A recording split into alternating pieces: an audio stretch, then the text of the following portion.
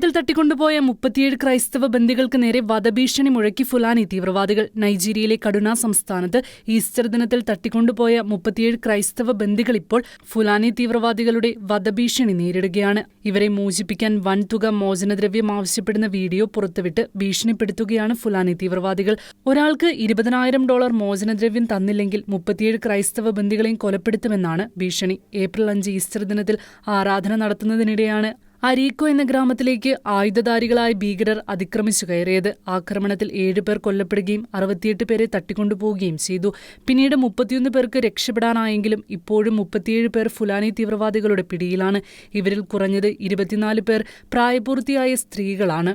കാട്ടിനുള്ളിലുള്ള രഹസ്യ ക്യാമ്പുകളിലേക്കാണ് ഇവരെ തട്ടിക്കൊണ്ടുപോയിരിക്കുന്നതെന്നാണ് വിവരം. മോചനദ്രവ്യം ലഭിക്കുന്നതുവരെ ആഴ്ചകളോ മാസങ്ങളോ ഇവരെ കഠിന പീഡനങ്ങൾക്ക് ഇരയാക്കുന്നതായി രക്ഷപ്പെട്ടവർ പറയുന്നു. മോചനം ലഭിക്കാത്തവർ കൊല്ലപ്പെടുകയോ തടവിൽ മരിക്കുകയോ ചെയ്യുന്നതായും റിപ്പോർട്ടുകൾ വ്യക്തമാക്കുന്നു. ഒരു വ്യക്തിക്ക് $20,000 വീതം മോചനദ്രവ്യം ആവശ്യപ്പെട്ടിരിക്കുന്ന ഭീകരർ ഏകദേശം 1 ബില്യൺ നൈറയാണ് ആവശ്യപ്പെട്ടിരിക്കുന്നത്.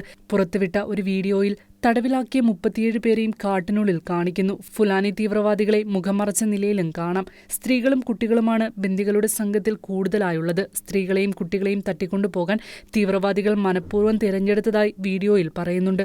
നൈജീരിയയിലെ ഈ സംഭവത്തിൽ അന്താരാഷ്ട്ര തലത്തിൽ ആശങ്ക ഉയർന്നിരിക്കുകയാണ്. പിടിയിലായവരുടെ ജീവൻ രക്ഷിക്കാൻ അടിയന്തര ഇടപെടൽ ആവശ്യമാണ്. ഇന്റർനാഷണൽ ഡെസ്ക് ഷിക്കേന ന്യൂസ്.